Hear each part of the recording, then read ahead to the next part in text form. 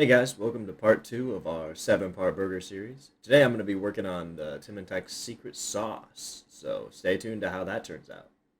Alright guys, so first things first, you want to get out your ingredients.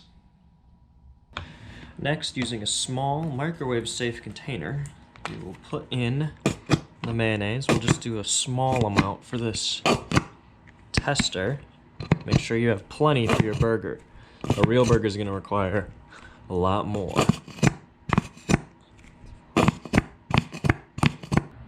And finally, we'll put it into the microwave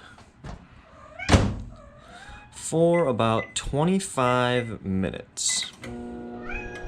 Let's come back when it's done. Alright, and we're done. It should look something like this, and it'll go great on your TimAndTex burger.